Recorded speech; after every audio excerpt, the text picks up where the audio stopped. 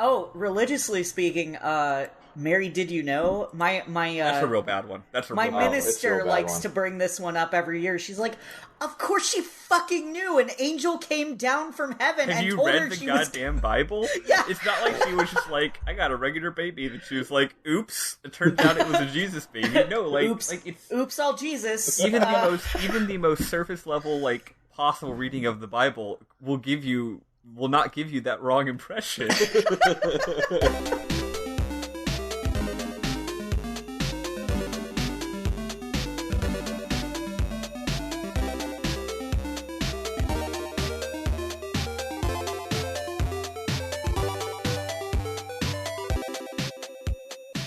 Welcome to RPG Book Club, the podcast where we play a little bit of a video game and talk about how it makes us feel. Emphasis on the little bit this time around. I am Maddie Webben. I am Sam Allman. And I'm Elias Sailor Eli Warren. And this time we'll be playing part 5 of Final Fantasy X. We're going to be stopping at the top of a mountain right before a boss that's going to kick your ass. I'll explain the details later. That's next week. Today we're stopping... I'm explaining when we're stopping. We're stopping at the Romance Lake today. Yeah. You're not in the future. I was thinking about the future. Today we will be playing part 5 and stopping after the Romance Lake. As a reminder, this game is going to be the game is a dedicated voting period for our Best of the Rest bracket, which is a losers bracket for all the games we didn't play last year. What's the current vote? I think Dragon Quest is actually winning at this point, isn't it? Dragon Quest won, I believe. Sorry, I forgot that you were going to be having to ask me questions right now, and I shoved my face full of food. Won the losers bracket? No. It's alright, Sam. It makes us look more like real people round 2, right? when we do things like choke to death during the intro or shove food in our faces. Alright, let me go and check. Good for Dragon Quest, because like I said, I have plans for Magic Knight Rare. So. Yeah, so Dragon Quest 1, Match 2. I mean, technically there's an hour left, but I'm not going to tell anybody. By the time we finish recording this, Dragon Quest will have won. Just keep your mouth shut, or they'll all go switch their votes to fucking Magic Knight Rare. Dragon Quest finally won literally anything, thus ending right? our running gag of the show. Golf claps for Dragon Quest. Dragon Quest has won its round, which means it'll be going up against what in the winners bracket? It'll be going up against Okage Shadow King in the winners bracket, but the next vote will be between Magic Knight Rayearth and Shining Force. Cool. Magic Knight Rayearth has now lost once. If Magic Right Nayearth loses again, it's out. Magic Right Rayearth. Yeah. Same with Shining Force. They both are right. Yeah. So it's the last double last chance, because those guys have already lost. They already lost last year, and now they've lost again. So if Magic Knight Rayearth or Shining Force loses, then we're never going to play them again unless we feel like it. Yeah, we'll probably feel like it. We reserve the right to find some bullshit reason to play any of these games. Just FYI. Yes. Yes. But, theoretically speaking, that's it for these guys. I also think you should vote for Shining Force because, A, we need some goddamn Sega representation up in this bitch. And also, as Eli was saying, Eli really wants to play Magic Knight Rayearth, but wants to play it not for this podcast. I don't actually know what his deal is. I can't wait to find out. So please vote for Shining Force. Not that it matters, because Dragon Quest is gonna steamroll everything anyway, right, guys? Right? I don't know. This is the big decider week. Like, everyone was super excited for Okage and also Dragon Quest. Dragon Quest is gonna win, right, guys? Right? I'll put all my money on Dragon Quest. I will not do that. Anyway, before we get into this, so you know how last week everything kind of exploded for 3 straight hours? Well, things are going to continue exploding for like 3 more straight hours. Yeah. But before we talk about that, how y'all folks doing? Well, I wanted to die the other day. Other than the awful allergies I was having, like my brain knew it was April Fool's Day and was like, all right, time to fuck up your immune system. April Fools. April Fools. Yeah. Wait, you just thought you had a working immune system. April Fools. I'm just joshing you. Yeah, it's kind of like how some people think that April Fools just means, like, do something shitty and awful, and then say April Fools. That's how your body works. I hate April Fool's Day as it is, because I'm, like, the most gullible person in the world, and so, like, I already feel like I have to be on edge about anything that anyone tells me. And then there's a day where nobody tells the truth about anything, and I'm just like, what the fuck am I supposed to do with my life? Although I can't trust anybody. Yeah, I did really like that Kyle MacLachlan tweet. It was good. That was perfect. Kyle MacLachlan tweeted, he's like, hey everybody, I only drink iced coffee now. and he had a picture of him in Twin Peaks like one of the famous parts where he's drinking coffee, but he's holding a Starbucks iced coffee.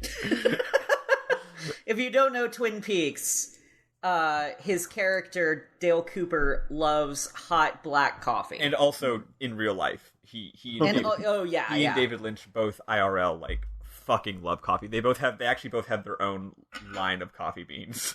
Oh, really? Yeah. That's awesome. So him being like, oh yeah, check it out. Like David Lynch made some coffee where he he actually like did research and like tried out, went to various sources and tried out all the different beans and roasting methods and like figured out how he wanted it to get done. I don't know how you do such a thing. I guess you have to. There's probably some sort of company you can contact that'll like pair you up with like this bean provider and this roaster or something, and then package it for you. I don't know, but you can buy David Lynch brand coffee, and it's really good. That's Man, awesome. I wish my mom liked coffee, because I would so get that for her. It's not that expensive either. It's like $15 for like a kind of small bag, but that's not a lot more than it would be if you bought regular, not David Lynch coffee beans from a regular coffee store. So yeah. Well, I might look into it for myself then. It's real tasty. It's real tasty. Nice. What about you, Sam? So what happened this week? Oh yeah, Travis and Alex got married. Alex being Travis's wife and not the other member of my band named Alex. But yeah, they had a wedding out in the middle of nowhere, and it was great. And we had karaoke, and the guy that was doing the karaoke put on a Red Heroes song that we had given him a long time ago, and so we all sang, and Scarlett wanted to sing with us, and so I have pictures of me and Scarlett singing "I Want to Marry Rick Perry." But it was really cool. Like, I helped the officiant. Turn off your piano, Maddie. Sorry. I was listening to Hyper yesterday. I know what that is. Damn it. But I just remember it was on. But yeah, and so I helped the officiant write the ceremony, and we get to the vows, and I tricked everybody into accidentally saying the lyrics to "I Want to Marry Rick Perry," because the bridge to that song, if you're not a fan of my band, because this podcast has way more fans than my band does, but the bridge says to have and to hold in sickness and in health, you and me under Texas skies till death do us part. And so it sounds like we're just making them say vows. Yeah. But then we get to the third one, and both of them just exploded laughing, and it was a grand old magical time. So that's what I did. Yeah. And then my wife started baking homemade bread, and that's been the best thing in the entire world. Hell yeah. Love to have bread. I miss real bread. Yeah, I need to start eating less bread. I just realized that I'm putting on a little bit of weight, and I was like, what the heck? Why am I putting on weight? And then I thought about my diet, and I was like, oh yeah, no, I eat bread for like 3 meals a day. I'm officially I've officially lost over 20 pounds at this point. Nice. So Fantastic. I mean, I'm very happy about that. But god damn it, I miss fucking carbs. Yeah. I want an entire loaf of bread and like 8 potatoes. I'm finally taking the jump and getting into vegetarian cooking. I don't have anything against vegetables or anything. It's just that my cooking skill pretty much just encompasses various kinds of meat, because frankly it's very easy to cook meat. You put it on a thing until it gets hot, and then you put some spices, and it's really good, right? And then even despite what they say on MasterChef, even if you cook it for too long, it's still good. they're always just like, wow, this is overcooked and dry. And I'm like, it looks like a burger. I eat burgers all the time. Whatever. I'll just fucking eat it. Yeah, but veggies, you have to prep them and cut them and peel them and stuff, and then also if you don't cook them right, they won't kill you, but it might taste all. It often it's easier to fuck it up. So I get them in a bag from the freezer aisle, so there's no prepping those. So anyway, because of the higher barrier of entry, I had never really made that jump, but just last night I did do some veggie cooking. I mean, it was simple. It was literally just I made an egg. Actually, I felt all Texas-y. I made a scramble. Wow! I had scrambled eggs, you. and then I roasted some various peppers in the oven. And I did put some interesting spices on the peppers, and then I put the peppers with the eggs, and then I combined it with tapatio sauce, and I also drank a Coca-Cola, so I felt like I was back in Austin. Right? No, it wasn't a Mexican Coke. Okay, I was about to say, because that's the kicker. It's got to be a Mexican Coke. If it was Mexican Coke, that would have been the literally 100% Austin food, but no, it was not. Hold on, I gotta make sure I turn this alarm off. But yeah, my big thing for the week was that I, as people from the Discord know, I came out at work. Yay! Which rules. I was really stressed out about it, and it finally happened, and I didn't realize how much mental and emotional energy it takes to juggle two different genders until I didn't have to do it anymore. Right? Yeah. I legit. You're very. Oh, sorry. Oh, I was just gonna say you're very lucky to be in California too, because that's thankfully it's a safe haven. It's gone almost perfectly. There's been a few hang-ups. One, or maybe we'll find out, two of my students have requested new tutors, which sucks. And when I say students, I mean the parents, probably. The parents, yeah. But for the most part, it's been fine. And honestly, I don't care. I can deal with the consequences. It's whatever. I'm resilient. I'll just roll with it. Doing it was the big issue. But most people have been very supportive. But the main thing is just I don't know. I got home from work on Sunday night and Monday night, and I just couldn't believe how much energy I had. I guess that explained. I thought I was just a lazy fucker who could never get anything done because I've got some executive dysfunction issues and like to play Sekiro too much. But it turns out that I was just mentally and emotionally drained at the end of every day because of this. And now that that's gone, I'm just holy shit, I'm jazzed up. It's like your body is a computer, right? And you have background processes that take care of everything. When you're juggling two genders, you have a background process that still has to listen for your dead name and still do all of the things for boy, and not just cutting that one out. And you're just no. Now I have the one. I freed up some RAM, and now I can play Crysis. I'm by far the kind of person who, when there's a problem, I tend to ignore the problem, and not ignore the problem, but if the problem is very big and scary, I just I downplay and pretend like it's not really a big problem. So I was doing that for a long time with this. I was just it's fine, I'll get around to it, it's whatever. And now that I've done it, I'm just oh my fucking god, why didn't I do this ages ago? Jeez. It was so much less stressful for me afterwards too.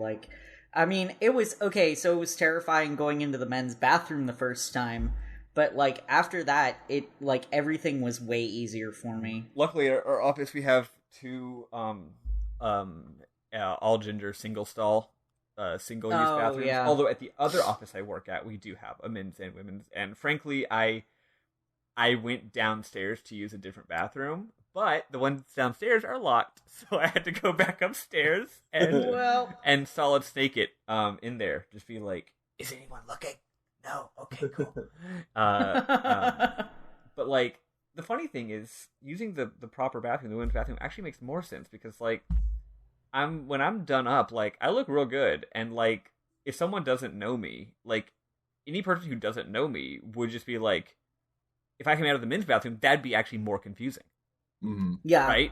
Oh, and that's also single use, by the way, which technically means it should be gender neutral legally, but I guess they forgot to label it properly. Whatever.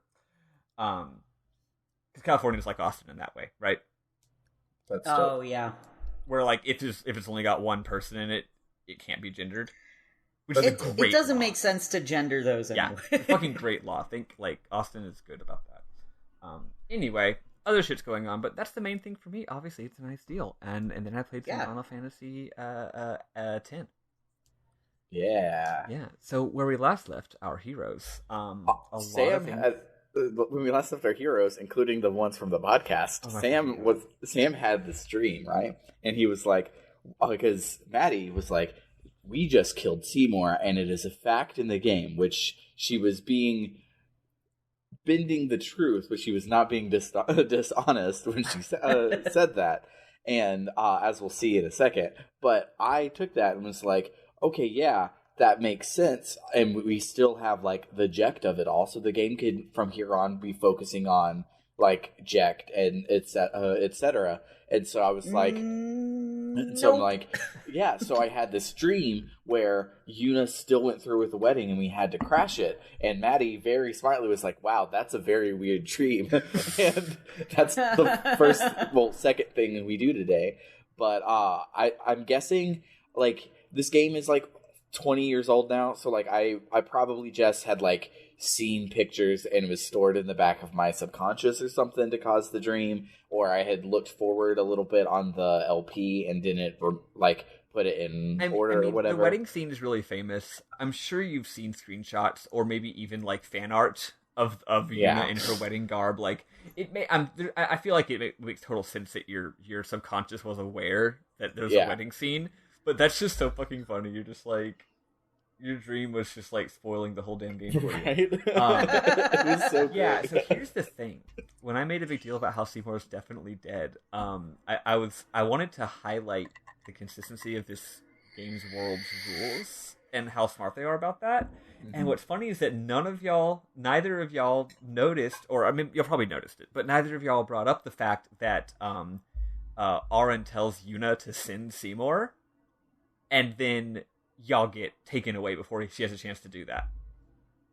Oh, yeah. I didn't notice. Yeah, I noticed when it happened, but it didn't really occur to me for some reason. Oh yeah, well, it's very quick, it's very fast and low key. I think they're banking on you not noticing it, right? But yeah, as soon as he dies, Aaron's like, Yuna, do the thing. And then fucking Guado shows up and they take his body away, and that's it, right? Fucking Guidos, man. Hey, I'm dying here. I'm not gonna stop making that joke. I'm sorry. It's fucking funny. So anyway, yeah. So we're on the airship. We just had a lot of plot twists about how religion's bad. Actually, you're about to have a lot more. Yeah. Everyone's here on the airship because that's how this game is. Yeah, we're all on the same road, including going through sin and ending up in home. Yep. To end up on this. So apparently, a lot of the airship. people from home escaped. So they're all on this ship. It's like the end of Thor Ragnarok. And Donna's there. Donna has a scene where she's like, what do you think would happen if I stopped my pilgrimage? And Goku can be either say like I would judge you or something, or he can be like, who gives a shit? And of course I said, oh no, the options were yeah, sure, that sounds great, and who cares? Oh, that's right, yeah. Yeah. So either way, he both times is like, yeah, you should quit, but it's just like, you should quit because it's not important, or you should quit because don't die. Yeah, it's like the question isn't whether or not she should quit. The question is whether or not you care, whether you care about her as a person. Yeah, I said who cares because I was like, well, neither of these options are good, but also Donna's awful. Yeah, so but it's sweet though. She's like, she basically just wants to retire to an island in the middle of nowhere and fuck Bartello for 20 years is what she wants to do. Which I mean, he's large. Who wouldn't? Anyway. Everyone talks about their feelings for a while, and eventually they use technology to find Yuna, and oh shit, they see on the view screen that she's wearing a wedding dress and standing next to Seymour. Welp, I guess we gotta go fuck him up. Again. Yep. But just as they're getting ready to do that, everything shakes, and they all do like a little fake tumble like it's a damn Star Trek. There's fiends aboard the ship. They say that some Guado must have stowed away on the ship, but you never fight any Guado, you just fight fiends. It's kind of weird. Yeah. This is an excuse to level up. So you go and level up a bit, and you fight the fiends, and then you fight a boss. There's a dragon that guards... So where is Yuna? Yuna is in Bavel, which is the biggest city in all of Spira. It is the capital of both the government and of the religion. It's the Vatican, basically. It's really sci-fi looking and real cool. It is guarded by a big old flying dragon. It's important. It's important to notice that it's sci-fi looking because that becomes a plot point in a second. Yeah, actually, a plot point. This is another one where they're just like, "Wow, look how big the city is! Look at all these machines that are in this big city. That just comes with being a big city. It's nothing crazy, right?" Until you it's not. Yeah, that's not Machina. They're just machines. Yeah, and then we get down later, and Waka's just like, "Man, fuck this place."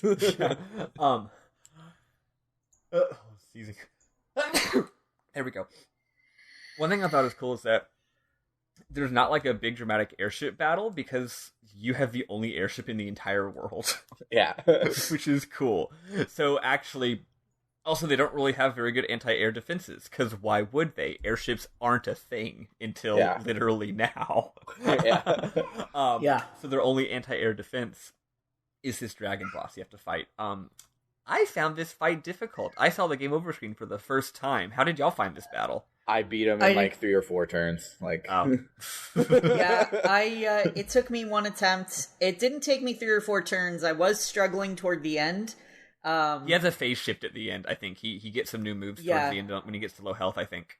Yeah. But then I spent a stupid amount of time trying to resurrect people when I could have just pulled Auron out during one of Riku's turns and one-shot it. Right, just like, that's the thing, it's like, if a boss is towards the end of the battle and all of a sudden they get a new attack and start hitting you really fucking hard, your initial reaction is, oh, I gotta heal. But oftentimes, in this game and other games, your reaction should be, no, I just need to keep hitting him harder so that this is over.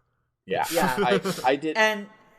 I did the first, second of the fight trying to do the pulling away and pulling back and doing all that sorts of thing. But, Sid's really slow and you can't cast haste on him. And so it never lined up where it was useful. So I was just like, oh, in that case, I'm just going to stay up in his face. And if everyone gets poisoned, pull out Riku to do an Albed potion and then put her back and then just keep hitting it. And that's all it took. Yeah, one thing is that, I'm a ding-dong. I didn't realize that Albed potions also heal all of your status effects. Yeah. It says it when you... Only if Riku does use, though. Yeah. Which is great, though. And then also, what was I going to say? You can cast slow on him, which is great. That is good. You can cast slow. You couldn't slow. do it at the end because as soon as you would cast slow, he'd cast Yeah, exactly. Again. In his second phase, yeah. And also in his second phase, if you pull the airship away, he'll automatically come back with a really nasty attack. Yeah. So that's what fucked me up, and that's why the second time I just realized, wait, he's low on health now. I just need to fucking hit him. Yeah. My problem is that I hate winning a battle with one person dead, because they don't get fucking XP, I gotta win the battle with everyone alive. Yeah. I'm the same way. I turned on my first of my PC/PS4 cheat codes this week, and I turned on Bullpen Experience because I hate that feeling as well, especially because Lulu can take down an entire thing in one turn, and so she was the only one leveling up from trash mobs, and I'm just like, I don't want to start every trash mob fight by having everybody come out and use an item so then Lulu can win in one turn. I'll just have Lulu win and give everybody Bullpen AP. So yeah, I'm a filthy cheater. I wish I had that luxury. Yeah. Wait, how are you killing everything with Lulu? I just meant she has strong ass elementals, and so she kills individual mobs all in one turn. Yuna also knows the same spells, so for me, I just bring out Lulu and Yuna and just wreck everything. That's pretty much what I have. I was thinking you meant you found a way to make Lulu attack everything. No, I'm guessing with how this game does passive skills, it'll be something on your I actually looked it up. It's not a thing. It's not a thing at all? Really? No. Seymour's just a filthy cheater? They simplified the game so much. Turns out there's only a few spells that can attack everything, and that's but they're specialists, like Dimmy, maybe Flare, Ultima, Because literally all of Riku's attack everybody. So Riku just is proving that she's the best thief in the history of the Final Fantasy franchise. Yeah. But yeah, they still don't have anything so much like, no, it's not an option anymore. Which, frankly, I think is good, because being able to just arbitrarily Final Fantasy IV, like, just hit a button to cast on everyone, that's just really loose game design. That's just bad. It's giving the player too much freedom, in my opinion. I like it on how they did it. Like, this is the only part of the materia system I liked in Final Fantasy VII. Yeah.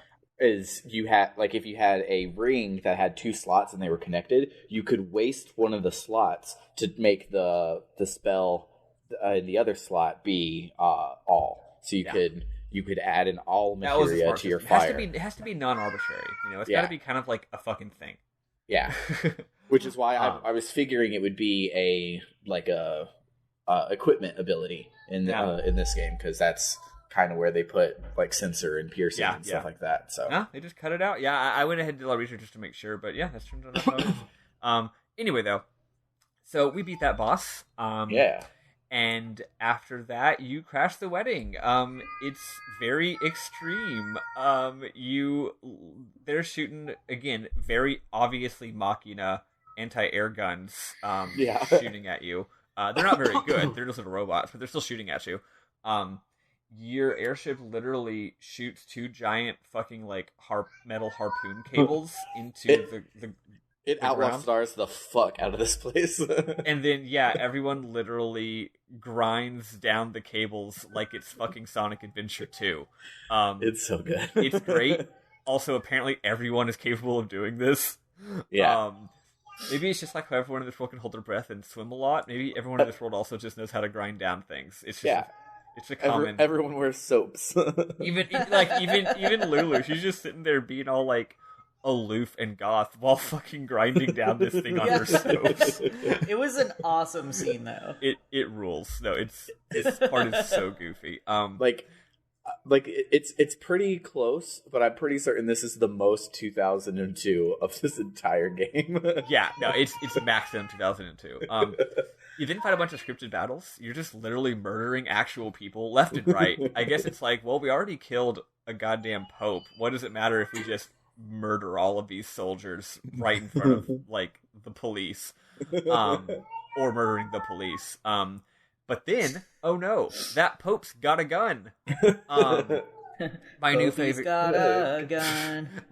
character, Keenock, points a fancy, obviously Machina rifle at Goku, and all the other soldiers point theirs at the party. Yuna is at the top of this big... She's like at the top of the big staircase, having her wedding be happening. Oh yeah, her wedding is like in literally they're up there in wedding garb in front of a priest, in front of Mika, like 5 seconds away from getting the heck married, right? Like that's what's going on right now. So anyway, they got the guns pointed at the party, and Yuna is gripping her staff, because apparently you keep your staff on you when you're getting married. No, she was... So, I may have talked to more NPCs than you did. Right? But you learn, I think you learn it beforehand, what her old plan was before we thought we killed Seymour, and her plan was to like send him. Well, that doesn't make sense because so you learn it at some point that she was going to send him there, so she had hidden her staff in her robes somehow, and so she was sneakily grabbing it from behind her to go and do it. I got that she was being sneaky. I didn't realize it was hidden in her robes. I mean, they didn't actually animate that. I was just like, wait, was she just holding her staff like behind her the whole time? Like, what you got there, Yuna? Nothing. Well, why do you have your staff? No reason. Just you never know when it might come in handy. Anyways, so she I guess takes her staff, her extremely large staff, out from under her robes, and she tries to send Seymour. But then Mika shows up. And at this point, you thought that Mika was a good guy, right? Or Mika, rather. Like, oh, we gotta tell Mika. If we tell him, he'll fix everything. He shows up and he's like, hey, party, or hey, Yuna, if you send Seymour, my dudes are gonna shoot your friends. Yeah. Well, at this point, I still didn't know he was a bad dad. He was just because he's like, look, there's guns pointed at all of your friends. If you send Seymour, like, this is not a safe time to do it. So like, let them take their friends alive, and you can live to fight another day. Type thing. I totally saw it as a veiled, like, one of those threats, like, it'd be a shame if something were to happen to them, wink, wink. But yeah, I guess it could have been that too. He's just like, whoa, can we stop having all these guns be happening right now? Yeah. Anyway, she backs down.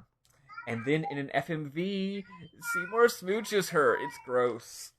Yeah. He's literally a zombie. And what I think is kind of brilliant, to be CG animators in 2002 and know that the first good CG kiss doesn't happen until The Last of Us 2 in 2019. So they know, like, this is going to look bad. They make it look bad on purpose because she's fighting it the whole time. She's like squeezing her hand like, I'm going to sock you in the fucking face right now. And she literally looks like she's about to punch him, but she doesn't. Yeah. Yeah. It's good because kisses are really hard to do.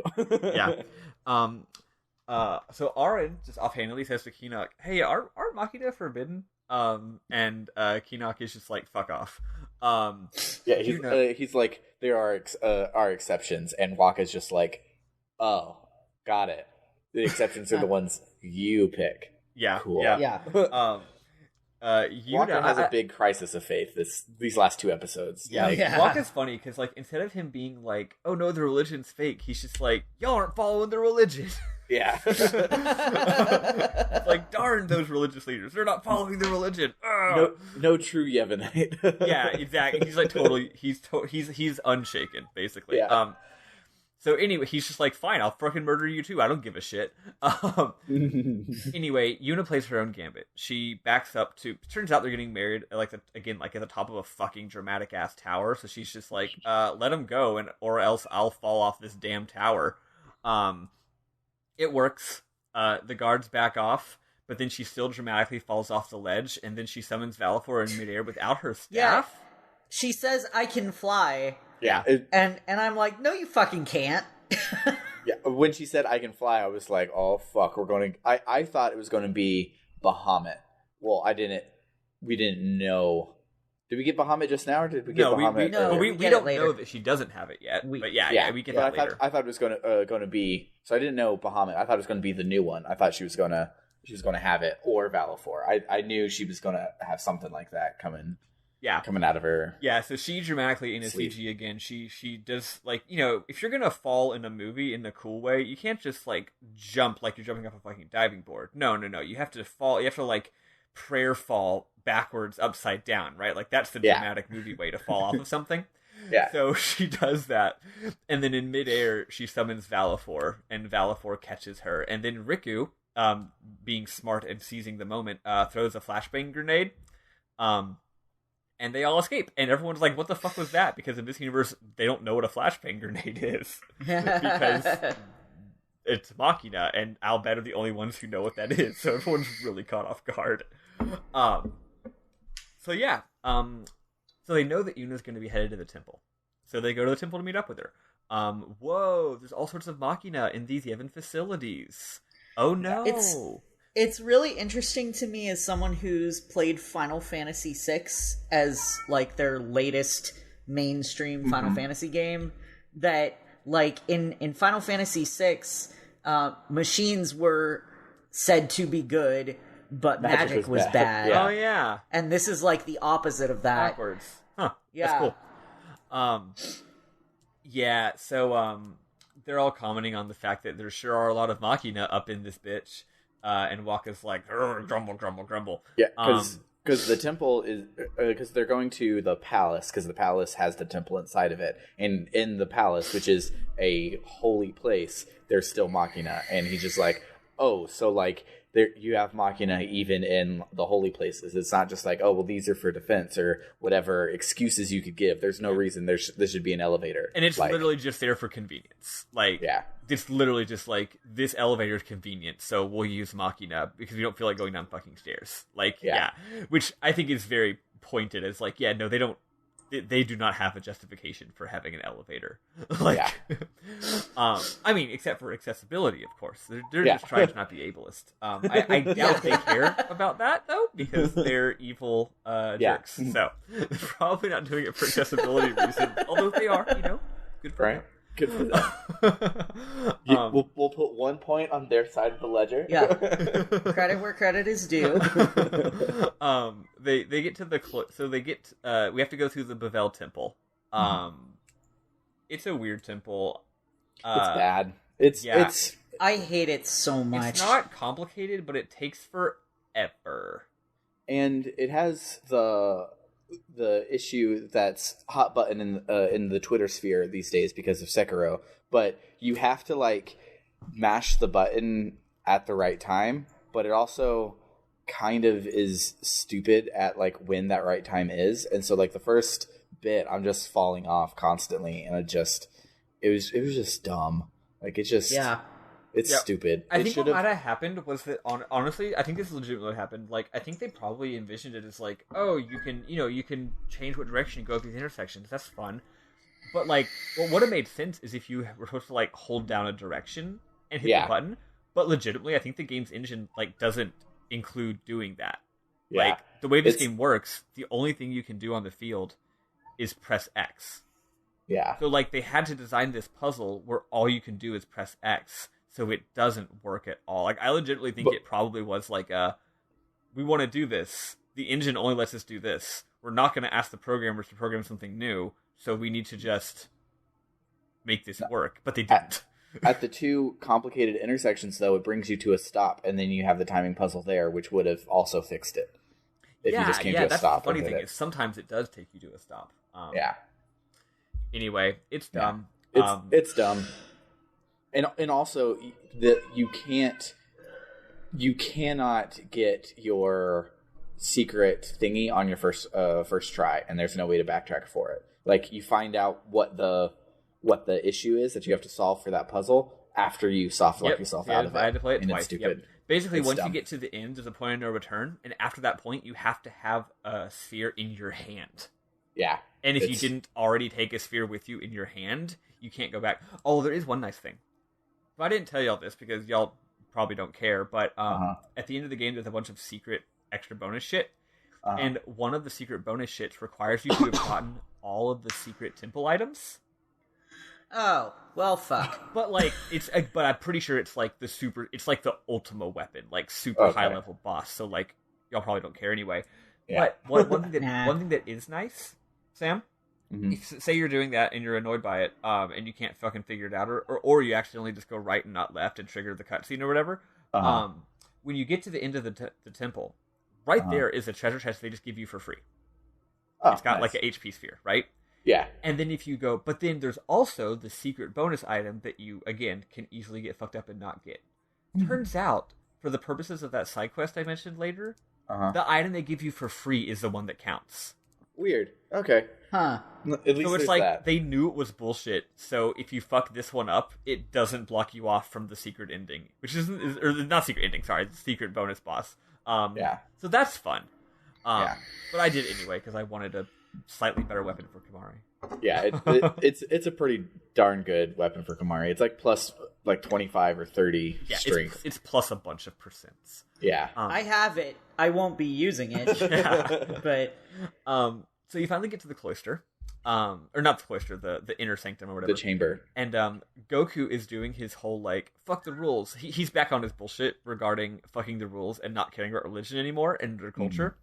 And he's like, I'm going to go into the inner sanctum where only Yuna's allowed and get Yuna. And what's cool is, instead of the party being like, no, we got to respect the rules, they're like, yeah.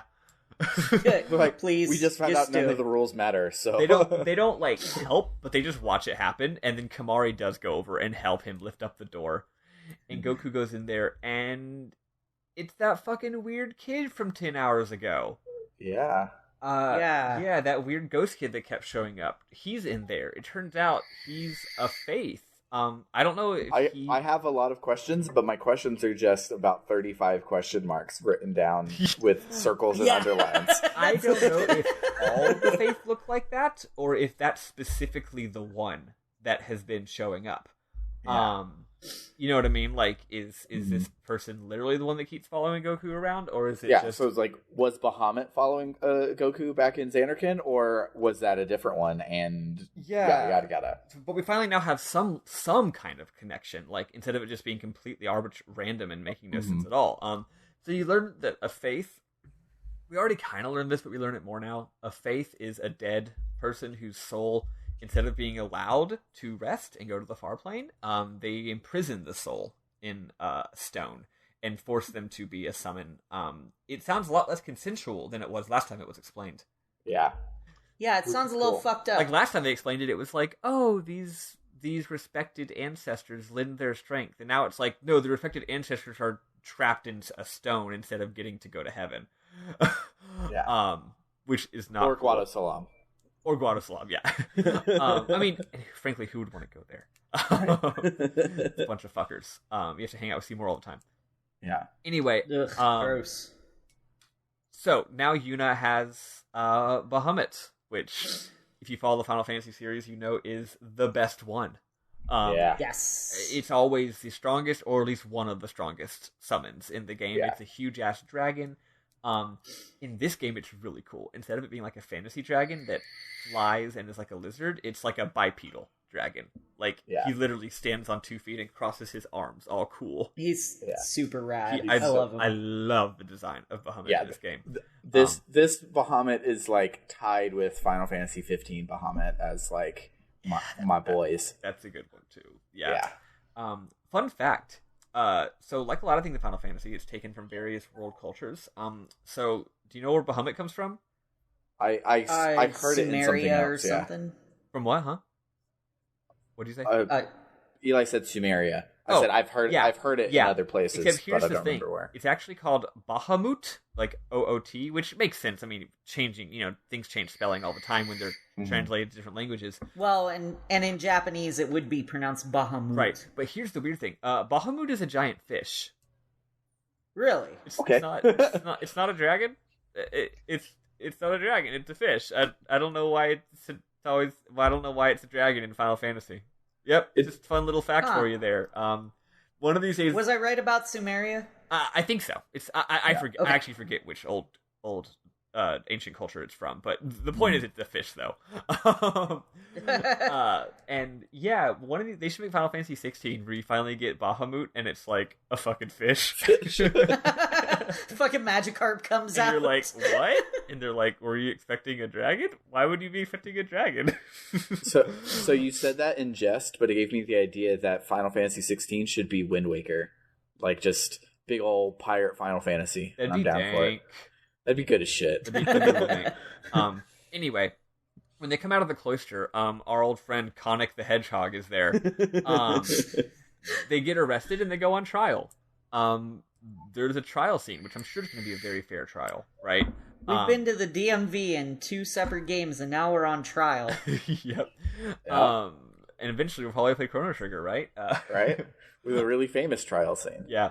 Yuna is being accused of 2 things. 1, almost killing a Maester of Yevon.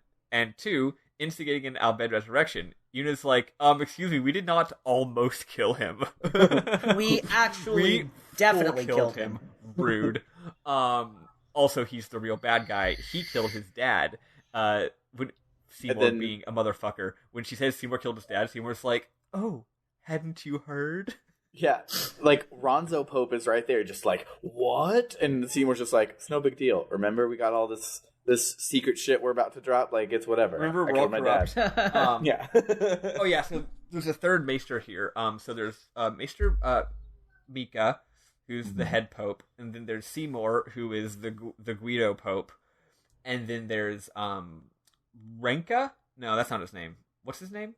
I don't remember. I already forget. Whatever. I can't remember. They only say it once. Yeah. Something Ronso. Yeah, anyway, there's a Ronso Pope. Catman here Pope. as well. Who actually becomes a little bit important. Not, like, important later, but I played a little bit ahead last night, and there's a few more mentions of him, so that's interesting. That's good. So anyway, he seems like he might be less bad than the other ones. I don't know. Yeah. Anyway, Yuna is like, Mika, I gotta send Seymour. And Mika's like, well, fun fact, if you want to send the unsent, then you're gonna have to send me, bitch. And then he transforms into the final boss. I'm just kidding. He doesn't do that. But it turns out that the Pope is a zombie Pope. Turns out the other maesters knew this. What's his ass? Keenock is like, yeah, I mean, look, Maester Mika is really wise, so it makes sense for him to continue leading us forever, even after death. I mean, better a zombie than some dipshit. Yeah. Mika talks about how he does a villain monologue where he says everything in Spira dies. Death is the only true ruler in Spira. The only thing in Spira that doesn't die is sin. And Yuna is like, but one of these days we're gonna beat sin, and he's like, no. Nah. Actually, the rebirth of sin cannot be stopped. But still, the life and death of the summoner give people hope. And he's saying, like, it's not futile, because it gives people hope and stuff like that. And then Aaron says one of the themes of the game, I think, he says, oh, so it's not futile, but it's also never ending. And then Mika reveals that we are, in fact, in medieval Catholicism. He says, indeed, that is the essence of Yevon. Yevon is embodied by eternal, unchanging continuity. So, like, yeah, like, the reason everything has been the same for 1,000 years is because the system ensures that nothing ever changes, basically. Yep. He's a trad. He's what we on the Twitter world would call a tradcath. He's an integralist. Yuna is just losing her shit during this entire thing. She's doing a lot of acting, and is very upset. Yeah. And that's it. I mean, she doesn't say anything important except, like, no, it cannot be. This sucks. This is bad. Blah, blah, blah, blah, blah. I believe in my friends, right? But, like, she's doing a lot of good acting here. Then they get thrown in jail cells. This being a Japanese this being a fantasy role-playing game, you, of course, are in a jail cell that is like a birdcage suspended on a big thing. That happens in, like, every fucking game. With bars wide enough that you could easily get out of it. I didn't even notice that. Yeah, I thought it was implied there was glass there or something. Well, I mean, the way that it didn't look like that to me. Yeah, it looked like it was wide open, and Titus, he's holding these bars at his sides, like his arms are out enough that if he just like put his arms down, he could walk through the goddamn bars. Oh my gosh. And also, they are suspended in the air, but the platform isn't that far away. They could jump. Yeah. Especially because they just grinded down from the stratosphere. They're athletic enough to be able to make that jump. Yeah, they have very high for sure. Agility or athletics stats. Yeah. But anyway, Goku and Aaron talk about how everything is death. He's like, man, what's with all this fucking death? What's the deal with death? Aaron's like, yeah, that's just like, it's the circle of death, man. The summoners go on their pilgrimage, which results in death. All of the popes are dead, and even the faith that we get our power from, they're all dead. The only thing that doesn't die is sin. It reminds me of a classic bit of Marxism where Karl Marx calls capital dead labor. Dead labor. Yeah. So he talks about how the past rules the future because the labor that someone did in the past, aka accumulated capital, is valued more than living labor, aka actual labor. Anyway, that's my Marxist take. It's not. It won't be the last one, I promise. It's not your first time you've said those exact set of words for Final Fantasy X either. Oh, really? I brought up the dead labor thing in this game. Yeah. Oh, it was either this game or like the one of the last episodes of Legend of Dragoon, but it was like handful of weeks ago. Oh well. Anyway, it's an important thing. Yeah. But yeah, so the dead are ruling the living once again. So, instead of killing them like fucking reasonable people, the bad guys throw our heroes into a dungeon. They throw them into the Via Purifico. And in their defense, they also do send assassins to the exit. Did y'all pick up a weird vibe with Keenock here? No, but Seymour did because Seymour kills him. Oh, yeah, that's true. I kind of had a hunch, like, Keenock's being all weird. Like, for example, Seymour is like, I'll go to the exit of the dungeon, just in case they escape. And Keenock's like, I'll go with you, too. And Seymour's like, you don't trust me? And he goes, would you trust someone who kills his dad? Who killed his dad? And Seymour's like, fair. I kind of had a hunch that maybe Keenock was going to end up, like, being good, actually. You know, like, he was going along with the bad guys, but just because he kind of had to, and now he's going to, like, secretly let you go free or something. Maybe, like, maybe he has his own thing going on. Like, they were playing up his relationship with Oren, so I thought there was going to be some sort of, like, the blood of the brother covenant is thicker than the blood of the church covenant. And I still think maybe that is the case, but he dies before we get to find out. Yeah. So there's something weird about Keenock, and I like his voice actor. He's like, everyone else in this game is like exaggerated cartoon voices, and he's just like, hey man. Yeah, normal guy voice. Yeah, he's got a normal guy voice. Yeah. Isn't that Quentin Flynn? Wait, really? Keenock? I thought Eli had said that like a couple weeks ago. Maybe I did. I don't remember. If that's the case, then I definitely forgot. Hold on, let's find out. I'll look it up real quick while you guys talk. Okay. While you two talk. Okay. Sorry, I'm trying to get out of using gendered language. Oh no, spoiler alert, he shows up in 10 too. Okay. So there's a spoiler there. Don't know what it is. It's just like, I know Tin 2 exists and Yuna is the main character, so therefore it's spoiled that the ending is going to be something besides Yuna killing herself. Yeah. So, no, he's Roger L. Jackson. Okay. There was somebody that was Quentin Flynn that same episode we met him, and so I just put them together in my head. Yeah, I remember that too. Oh well, yeah. A while ago. Anyway, it was 3 weeks ago. We're in a completely different game now. So anyway, we now have a dungeon. The music is really fucking pretty. Quentin Flynn is Isaru, by the way. Okay, that's who it is. Well, we're gonna see him today too. Yeah, and just like literally the next line of our notes. The dungeon has one of the most famous tracks in the game. It's just a really, really pretty. It's probably an Uematsu track. It sounds like an Uematsu track. Yeah. Yeah, it's just gorgeous. It's good. It is really good. The piano collections version of it is, well, it's already a piano song anyway, but the piano collections version is more elaborate and goes on like various virtuosic tangents, so it's really nice. Anyway, there's this two-part dungeon. So the first part is you're playing as Yuna, which is cool, and you collect all your party members, or some of them at least, and then you have to have a Pokemon battle against Isaru. Well, the first part where I was trying to collect people with Yuna was hard because Kimari has like no health because I never use him. I don't know if I said this when we were recording, but I'm saving him because he's sitting right next to Ultima. Oh, right. So I'm waiting to get my level 4 keystones, so I have not done any leveling up with it. I haven't even gotten any level 3s yet. I have some level 4s. I have some level 4s, I just didn't have enough. What? Yeah, I have some, but not many. But by the time that I got them, I don't know.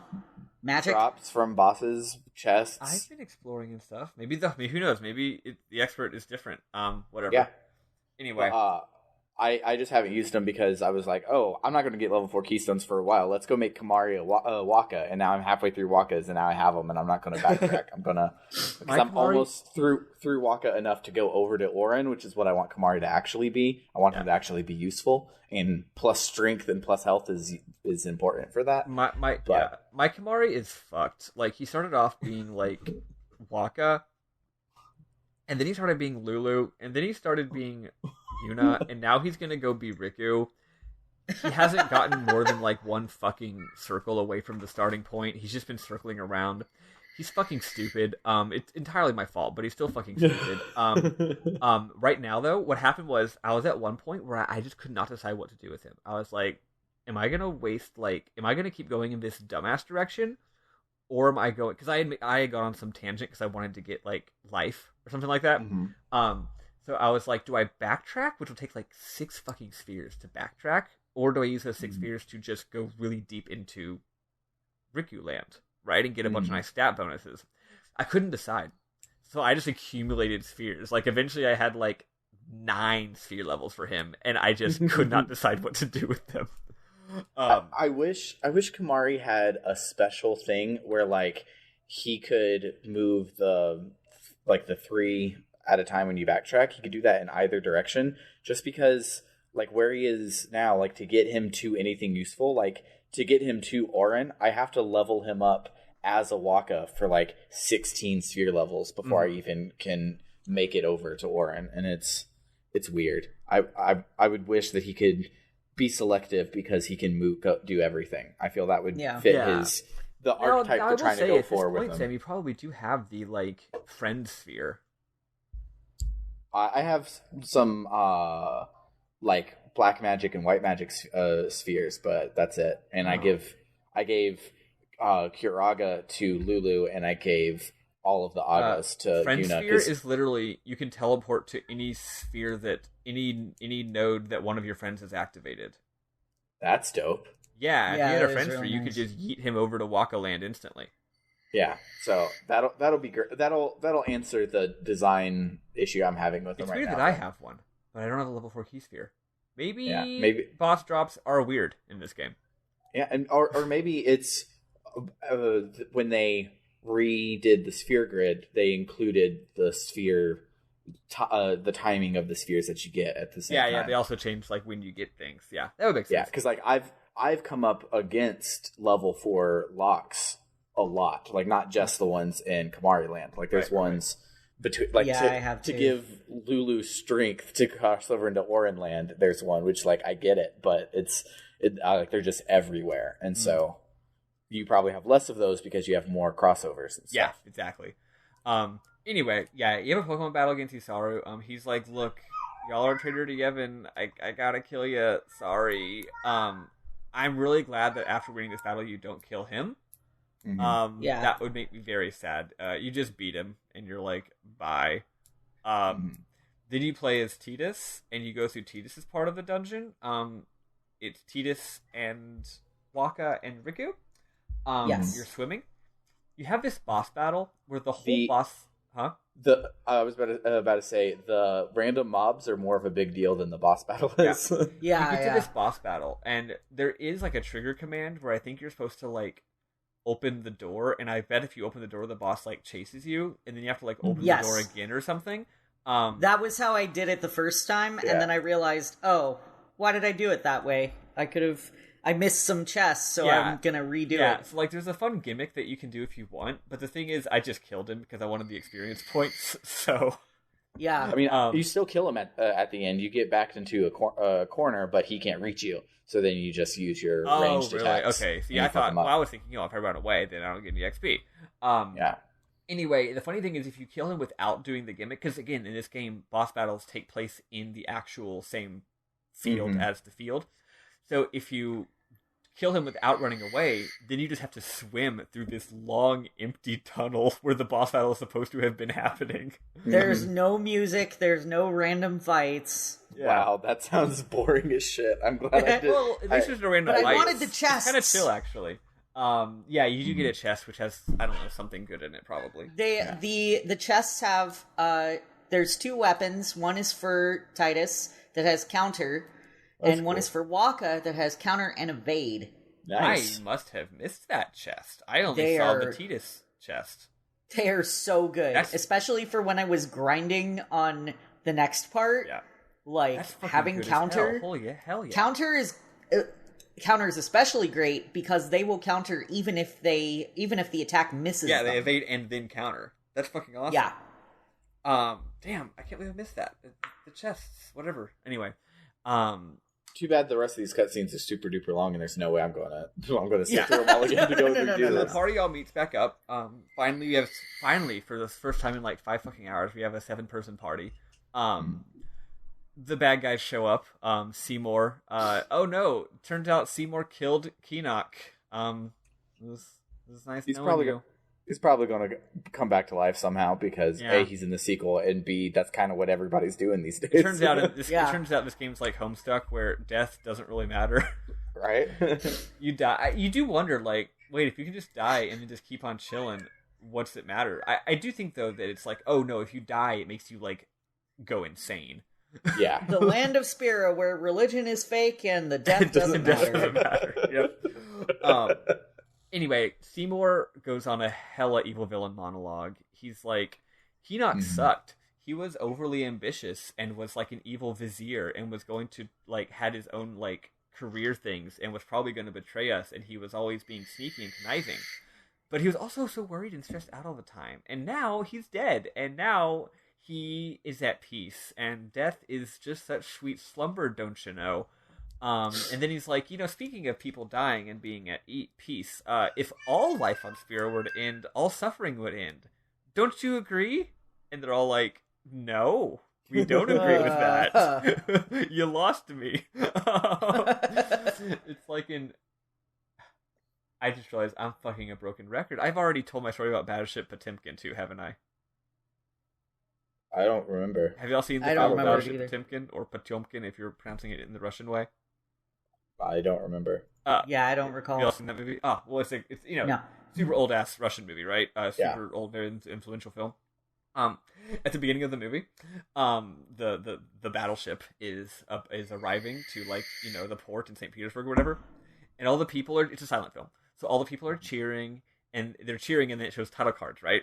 So they're all cheering, and then it's like the title card is like, hooray for the motherland, and then they cheer more, and it's like, hooray for Admiral whatever, and then they cheer some more, and it's like, hooray for our soldiers, and then they cheer some more, and it's like, death to the Jews, and I'm like, whoa, wait, hold up. Whoa. And I'm like, whoa, this just took a turn. Holy shit.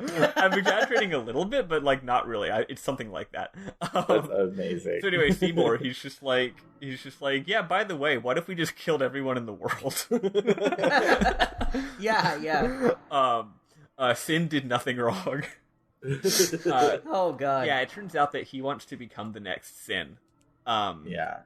In whatever way that works, that hasn't been explained, but he wants to become the next Sin, and he wants to destroy all of Spira, I guess, so that people don't suffer anymore. Cool. Goku replies, you're totally nuts! We were all thinking it. We were. Yeah. Seymour becomes more Tetsuya Nomura than you could possibly imagine. Yeah, this reveal was really cool right here, because Kamari, gets mad, as you would, when he's like, I'm going to kill everyone that you love, including yourself. So Kamari stabs him with a spear, and Seymour just laughs, and then turns into Kefka for final boss form. Yeah. Well, it is sort of Kefka, and it is sort of One-Winged Angel, but it really looks more like a fucking Kingdom Hearts villain. Yeah. Because it was made very similarly to the same time as Kingdom Hearts. He looks like Sora's, white drive form, right? Anyway, yeah, he looks like he's like a white and silver robot, wizard. It's rough. It's rough. So Kamari is like, you gotta protect. He's got a trilobite hanging off of him. Yeah. I like how they don't explain where that thing came from or how that matters. It's just like, yeah, I've got a little buddy now. Kamari's like, go, I got this. You gotta protect Yuna. So they run off. Then after a bit, Yuna turns around and is like, wait, we need to go back and save Kamari. I can't just run away. Goku realizes there's a loophole. Everyone's like, we're guardians. Our job is to protect you. We can't let you turn around and go fight the boss. And Goku's like, no, we're guardians. So if she runs off, there's nothing. We just have to follow her. And she's like, you got a point. So she runs off and everyone follows her. I think this whole thing. And what I think is great is when you get back over there, Kamari smiles like he knew that you weren't. He fucking knew. Yeah, he's like, okay, cool. I had to fight the guy for 5 minutes, but now y'all are gonna help me. You have a fight. He didn't beat me, but he does go pretty hard. His attacks hit for fucking damage. Yeah. Thankfully, his defense is piddly, and so this was when I was doing 3,000 to 4,000 a hit with Lulu and Orin. Yeah. So it just became keep switching in enough people to keep Lulu and Orin alive, and keep going. One of the great things too. I was actually using bio with Lulu. Mm-hmm. Does it work on him? So I poisoned him. Yes. Nice. Oh, nice. It works on him. It works on him, but not on his little trilobite friend. I didn't even know you could target the trilobite friend. That would have made my life. You can kill the trilobite, and then the trilobite will suck life out of Seymour. Man, that so what I did was when I got him down to like just over 24,000, because the guide I was using said there's a phase change at 24,000 HP. So I got him to like 24,400. Then I did a mega summon with Yuna and summoned Bahamut. Yeah. And used Mega Flare, which hit both Seymour and his trilobite friend. So not only did it do a shit ton of damage to Seymour, it killed the trilobite, and it then the trilobite regenerated and took 4,000 more health from Seymour. That's dope. Yeah, it was super helpful. What was I gonna say? There was something else about it, and I forgot. Anyway, it did a lot of damage, and it was cool. Oh, he automatically dismissed Bahamut afterwards. Yeah. Oh, okay. He was really like, cool. "Fuck your summon." Oh, I just realized why the battle was hard for me. The trilobite has the ability to petrify your people. And then after that, he keeps using this physical attack that's called, like, Clay Shatter, or something like that. And the funny thing is, like, I think I had, like, Yuna. Like, Yuna was stone. And he uses Clay Shatter, and I'm like, oh god, that sounds like the name of an attack that would shatter someone made of stone. But he didn't use it on Yuna, he used it on, like, Riku. And then later he used it on Arn. And basically, I kept healing the stone, right? But sometimes I got a little lazy, and I'm like, I'm gonna hit the bad guy once before I use this... fix someone's stoneness, right? Point is, turns out I was right. Eventually, he did stone Yuna, and then did use Clay Shatter, and Yuna shattered into a zillion pieces. And if that happens to one of your party members, a person doesn't sub in to replace them. You just have two party members now. Oh, shit. Yeah, let's not do that. And you can sub those two out, but, like, you can't have a third party member for the rest of the battle. So, I was like, oops. I totally saw this coming. I was just too lazy to stop it from happening. I immediately used a soft the one time someone got fucking petrified. Yeah, I had a variation on Yuna, Lulu, and Orin taking up 2 spots, so whichever one I wanted to do. And then I had Tidus haste Riku, and Riku being the third spot, so she goes every turn, pretty much every single turn was Riku's turn, and she would if just... she's hasted, she's fucking lightning. Yeah. It's awesome. And she had Kiraga for me, too. She's the only person I know that in my party that has Kiraga. That's so stupid. Your game is broken. my party is stupid as shit. Yeah. Anyway, we beat him. It feels like they had a little bit of a budget thing here. I don't know. You beat him, and after you beat him, the screen just fades to black, and we don't see anything like happen. But apparently they got away. They don't say whether we killed Seymour. I'm guessing he did a villain like "I'll get you next time," because otherwise they would have just sent him. I guess they just get away. Goku narrates that Yuna's faith is now shaken. Very, very... She's real shook. They're now in Macalania Forest again, chilling. The party's like, hey, Yuna went off alone. You should go, just you should just go check up on her. Wonk. So... Yeah, and if you talk to everybody multiple times here, there's like 3 or 4 things for every person. I go hard on these party hangout scenes. Yeah, me too. But they're like, it's all up to Yuna's decision right now what we do. Like, are we going to live on the lamb, or are we going to continue our pilgrimage? Like, we get it, like, whichever one she wants to do, but, like, we kind of can't make any choices until Yuna decides. It's unfair that she has to have all of this responsibility, but them's the breaks. So, hey, pretty boy, go and talk to her and make her feel better. Yeah, go fix your problems so that we can not be bored. Right. But yeah, so he goes and hangs out with Yuna, and they have a really long conversation. And we get to see the scene that's on the cover of the special edition. Yep. Yeah, she talks about, I was wondering when this would come in. She talks about how heavy her burden is.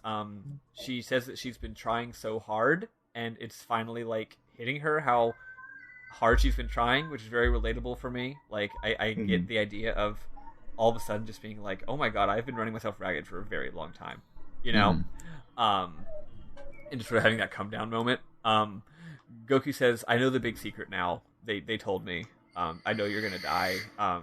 He apologizes for all the things that he said because he figures it made her sad. She says, no, it made me happy because you're so fucking dumb. No, she just says it made me happy. She doesn't say why, but you can imagine a lot of reasons why using... Yeah, it's like optimism, hope, etc. Well, yeah, and just like the fact that he cares about her so much, even though he's fucking stupid. Goku is like, what if you just don't do the pilgrimage? Like, seriously, just live your life. Yuna seems to be actually considering this. Yeah, like the whole rest of this, like the romantic half of this scene, sounds like them she's decided at this point she's not going to do it, and so she takes the rest of the scene to examine what that looks like for her. Yeah, so she's worried about letting everyone down though. And Goku's like, well, like Waka and Lulu would have your back, and she's like, oh, well, what about Aaron? Fun fact. Y'all probably didn't pick up on this because it's actually very subtle, but I am going to bring it up just in case. I probably didn't pick up on it my first time through the game either. Aaron is more concerned with them getting to Xanarkin than everybody else is. Oh, yeah. I got that. Okay, yeah. Like weirdly more concerned than everybody else is. Like, he's the only person who's like, no, we're going on this pilgrimage. Like, for him, it's not just about supporting Yuna. Like, he has his own reasons why he really wants to do this. Maybe because he's dead, and I don't know. There's a reason later, which is why okay, cool. Y'all picking up on that. Cool. Well, yeah. Congratulations, y'all are smarter than I was when I was 13 years old, which makes sense because I was a dumbass 13-year-old and a dumbass 27-year-old. Anyway, it's dumbasses all the way down. Goku's like, look, I'll talk to Aaron, it's fine, and she's like, no, I have to tell him myself. And she doesn't say, like, I would tell him myself. She's like, I have to tell him myself, a.k.a. I am deciding this, actually. But then she's like, well, what am I going to do? And he goes, well, we can go to Xanarkand. No, the real Xanarkand. My Xanarkand. We can all fly there. And at this point, I'm like, oh, no. Now they're just talking fantasy. Like, they're talking about things that are not realistic. That means that they're just shooting the shit at this point. They're not really doing it. We can all fly there and have a big party at my place, and we can all watch Blitzball. And Yuna goes, well... what would we do after the Blitzball game? Wonk. And Goku's like, oh, hell yeah, we go clubbing. Like, she's literally like, what would we do at nighttime, cutie? And he's like, I don't know. I know this good bar. And my favorite thing is she then, like, is like, even at night, wonk. And he's like...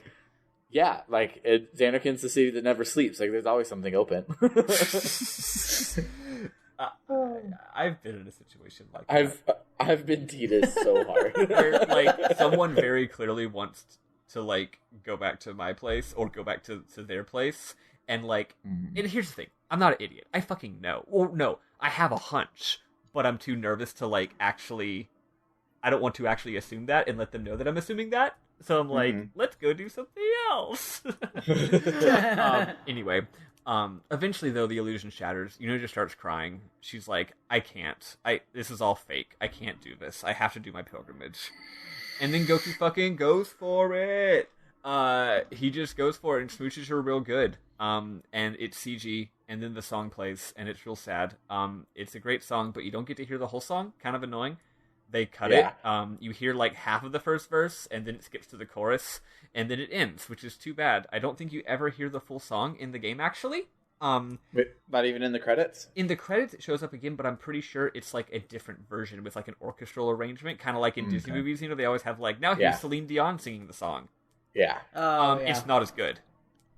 Yeah. It's never as good. The actually is a gorgeous song either way, but like the rock music arrangement with like the it still has some strings, but it's got like a guitar and drums, and it's got some like more like traditional Japanese instruments. I don't know much about that. I just know that that's what Uematsu said.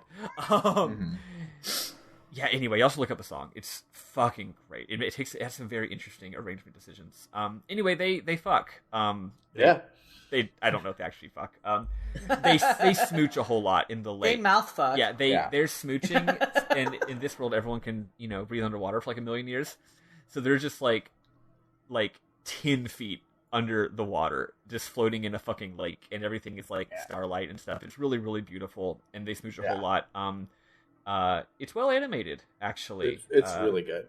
Yeah, it's really pretty. Fun fact: apparently, when they made this scene, a lot of the game's designers' wives saw it and were like, "Do y'all not fucking know how kissing works? Like, this looks terrible." And they made them redo it. And the funny thing was, apparently, the reason they made them all redo it was because like none of them had much experience with kissing. Wow. Like, that's really embarrassing. Like, these game designers are literally like, yeah, we don't know what kissing is because we're all fucking nerds. That's so great. That's amazing. Yeah. So this you saying that this scene is basically the kissing version of there's this book series that's really popular called the King Killer Chronicles, and a very important part of that book is that the guy is a really good musician. However, Patrick Rothfuss is not a very good musician. You can definitely tell. So you can 100% tell. And so this is like, yeah, and so they kiss, and it was such a good kiss. They like went underwater. There was like space around them and shit. It's just like, God, I fucking hate the King Killer Chronicles. Sorry. I really liked all of it except for the music bits. Like, there were definitely parts where he was Gary Stu really bad, but very Gary Stu. But also, spoilers for the end of the first book. We know all the Gary Stu stuff is a lie because Bath comes out and is like, yeah, he's lying to you, but he has to get this out so that we can get to the real shit. The real shit happens in book 3, which isn't out yet. So I understand not liking it now. Book 2. But yeah, I understand the issues with it, but because of that ending with Bath makes me hopeful that book 3 will be a little more of the like, okay, so when I said that I was awesome, I actually sucked, etc. But no, I totally agree though. Like you can tell when if someone goes on and on about how magical music is and it's super spiritual and beautiful and how it is like touches their soul and how like it moves everyone and how like the grass and the trees and the feelings, they're not a musician. Yeah, not at all. If someone is super dry and technical about music and seems like they feel no emotion whatsoever, they're a musician. They love music. Yeah. Like and that's because like, and some people like, actually I dated somebody once who said something like that. She was like, you talk like, like she was talking about how the way I talk about music and how like it's so technical and it's like I have no emotions. And I was like, no, you don't play you don't know a single, like you don't play a single lick of anything. You don't understand, like that's how you express your true love of music. Yeah. Is by being extremely, like the more you love something, the more you want to know about it and the more you're actually extremely dry and technical about it, basically. Yeah. Like think about scientists, the people who are like, I fucking love science. They're the ones who are all like, science is beautiful, whereas actual scientists are just like, let's look at some stats, you guys. You know what I mean? Anyway, the kissing scene is nice. Afterward, Yuna's like, it could be that they're actually just kissing, or it could be like, no, they fuck, they're just not going to say that in the game. Right? Yeah. Like, it could be a very big Casablanca right now. Yeah, so. It's just being metaphorical here. They're fucking. Yeah. Anyway, Yuna's like, I gotta do it. A train goes into a tunnel, and a lighthouse shines on the camera, and then they're wearing each other's clothes when they wake up. There's lots of liquids. Anyway, Yuna's like, look, even if I was with you, which is interesting that she actually says that out loud. She says, even if I was with you, I would never forget. Then they look at each other a whole lot. And then they're like, oh shit, we gotta get back to the party. And then there's a really cute scene where they can't decide if they're gonna go back together or separate. She's like, you go first. We don't want them to know we were fucking. And then my favorite thing is, my favorite thing is Yuna like puts a stop to it because she just grabs Titus's hand and is like, nah, we're gonna go in holding hands. Again, like that's an actual real relatable thing. It's just like, oh, do you want the rest of the friend group to know that we hooked up? Right. And then she's like, fuck it. Yeah, we do. And and then we talk to the party a bit more, and she's like, all right, let's go to the next temple. Mm-hmm. And so what bothered me a whole lot is you get out of the dungeon and you see a safe spot, but Oren is in front of it, so you can't fucking click on that goddamn save point. So then when you go back after the thing, I'm like, all right, Oren will have moved, and I'll save at the save point. The save point is gone. That's just a useless goddamn save point. What? Yeah, what the fuck is the point of it? I was so mad. I was like, let me save. Let me fucking save. I actually thought that was the save point we were going to be using. I too hastily looked at the Let's Play and didn't realize that you cannot use that save point. Yeah. Luckily, the next screen has a save point. Yeah, the next screen has one, so it was no big deal. But it's still one of those. I'm just like, why was it even in there? Like, I'm guessing we go back to Besaid later in the game. You can just give me a yes or a no. You don't have to go into it. Besaid? Do we go back to Besaid? Yeah. Okay, I'll just tell you. At a certain point, you get the airship for real, and at that point, you can go anywhere if you want to, but you don't have to. Is there more shit in Besaid, though? Yeah. Okay, because in that first dungeon, there's save points everywhere, and they're all in the fucking trees. And I'm just like... Is this them just trying to tell us that these are real things and that actually exist by just putting them in trees? For ages was like, how do I get up there? Like, there's more level. As a 28-year-old, have been trying. I should have warned you. Yeah, when you get the airship, you can use the airship to land on any place you've already been. But sometimes the landing point is a place that you haven't actually been to. Oh, okay. So if you fly to Besaid, you land in an area you haven't been to, and that's what that is. Okay. Yeah. But yeah. Anyway, that's it for the week. Even though it kind of reminds me of Star Wars: Knights of the Old Republic. We've had like a million twists, but yet the goal is still the same that it was the whole time. Mm-hmm. Which was kind of like, I'm liking it here, and I didn't like it in Final Fantasy 15, and I'm betting it's just like. It just barely missed the mark for me in 15 because it was like my biggest like sticking point. I was like, literally, there's no twists. There's just developments, but not like interesting developments. Yeah. But here it's like all the developments are really, really cool and interesting, even though the plot is still just walk to all of the temples. Yeah, they're still going to Zanarkand, but now they have a lot more emotions. Yeah. Yeah. Anyway, that's it for the week. What are y'all's memorable moments? I had one earlier, and I was like, "Oh, I should jot this down." No, I'll remember it, and then I don't remember it. Nice, so, good job. I don't really have anything in particular aside from what we talked about during the.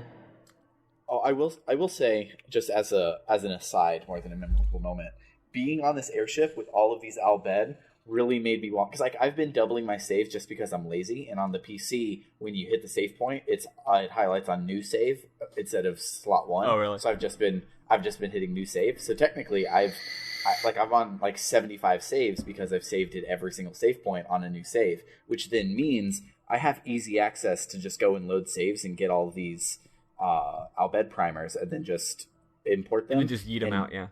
Yeah, and being on the airship with all these people I can't understand really made me want to do it, but I didn't because I decided I don't care about those. But we may see that's some bullshit. I may go back and care, actually. I had a few. There's one really funny one. When you're on the airship, Waka is like, did y'all see Yuna? What was that thing, that crazy fancy outfit she was wearing? And Lou's like, it's called a wedding dress, you fucking moron.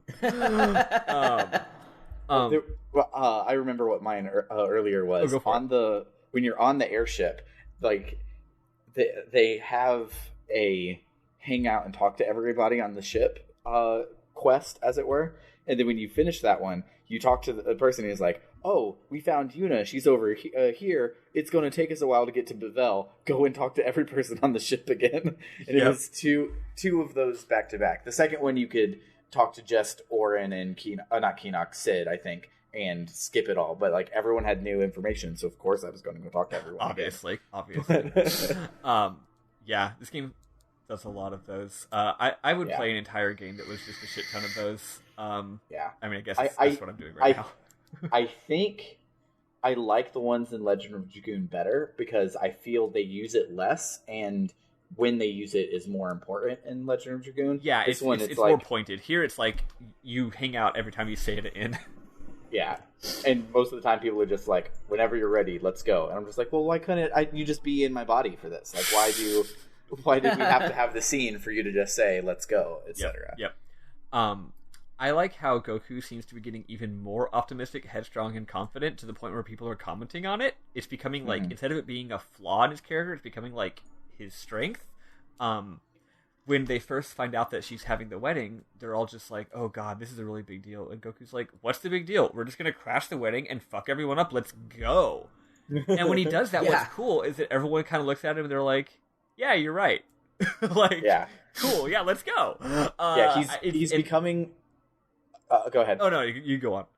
Okay, I was going to say, he's becoming like a Digimon protagonist where like their go-get-itiveness is their main character trait, and it lets them be a leader, even though Yuna is still the de facto leader here. It still lets them be a leader and inspire everybody instead of just being annoying. Like it's the perfect amount of like undying optimism. Yeah, it's like becoming his superpower, basically. Yeah, which is cool. When you're facing evil gods, you kind of need somebody to just be super optimistic. Goku's having the best kind of character arc, which is instead of becoming different, you just become more the same, but in a good way.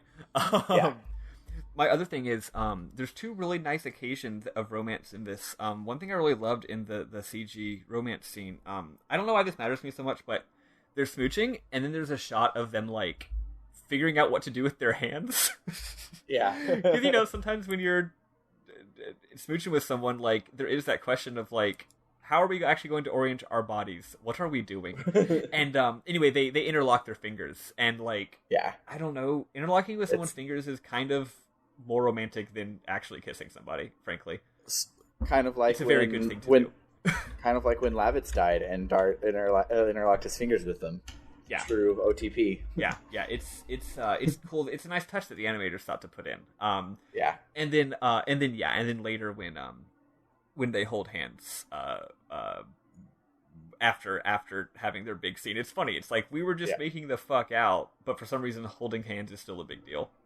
Yeah, and like it's so it makes this romance in this game, like, I don't know of anybody that like ships other characters for this game, because like I'm sure there are, because people will ship fucking anything. But but Kamari like, X Lulu. But it's like this romance is so believable and not like just a plot thing like it is with so many things where it's just like, oh yeah, like she obviously loves this guy. That's like part of it. So like, why would I change that more than just like someone gives lip service? Like, no offense to Dart and Shauna, but besides the ending of disc 2, like Dart and Shauna are kind of like replaceable as the OTP. But you couldn't take out, and even this scene, you couldn't take the scene out to then have Tidus and Yuna end up with anybody else. And that's why the golden saucer scene wasn't a date. It was just riding on the back of a snowmobile. Totally. And just like, I like the scene because it's just like, Yuna is just like, look, at this point, I'm gonna die in like a couple days. I've lost literally everything. I don't give fucks anymore, so why would I hold back? Yeah. Why would I not just smooch this extremely attractive person? Anyway, that's it for the week. So just to talk about where we're going next week. Next week, it's going to be pretty short, probably. Not a whole lot of plot stuff happening, but we are getting to the point where a lot of side quests are going to open up. So if you feel like not training monsters, but like hunting monsters and then fighting them in a monster arena, or if you feel like racing chocobos, or if you feel like doing an optional side quest to get an optional summon, which is cool, or like 5 other fucking things, I don't even know, whatever, then you can do that this next coming week. The stopping point, so this game has it has 2 big fuck you bosses, and we're about to get to the first one. You know what? I don't care. I'll just spoil it. It's Seymour. We're fighting Seymour again on top of a goddamn mountain. You'll definitely know it when you get there. I highly doubt any of you listeners or players will be beating him on the first try. So the save point before Seymour, safe. If by some chance you fight Seymour and beat him, then I guess backtrack and save. But more likely you'll save, then you'll go and get Seymour, and you'll be like, oh, this is the part with Seymour. And then you'll die, and then you'll have already saved your game, and then you will stop playing.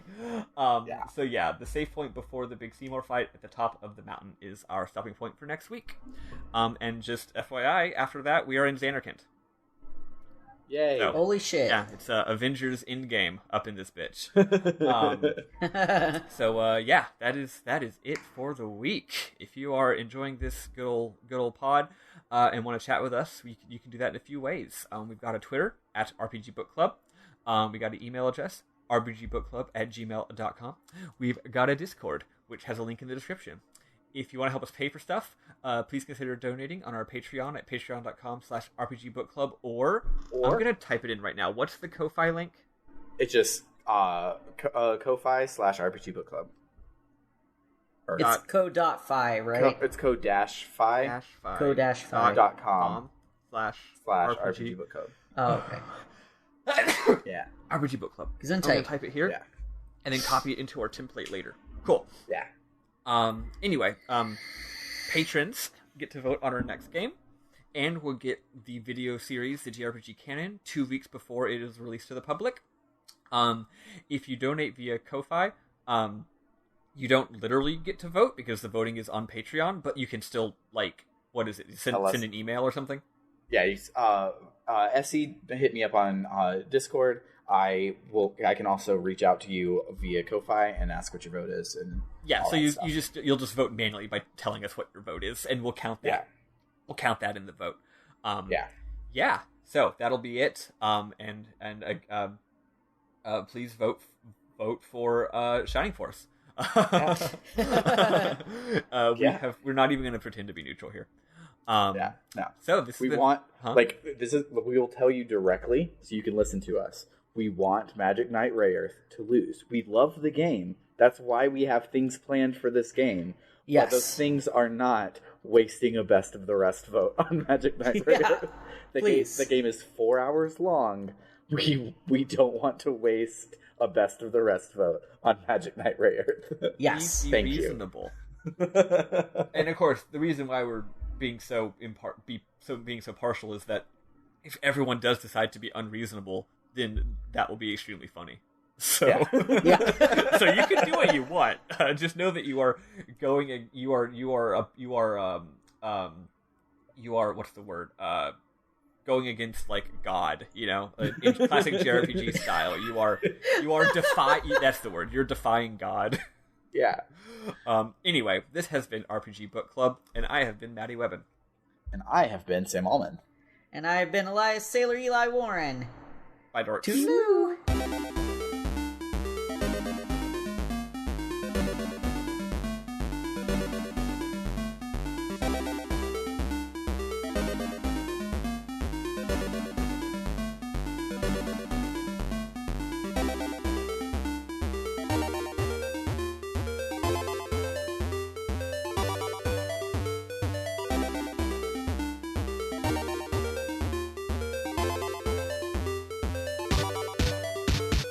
Yeah, I've been recording for a hot minute. I've been recording, yeah. Perfect.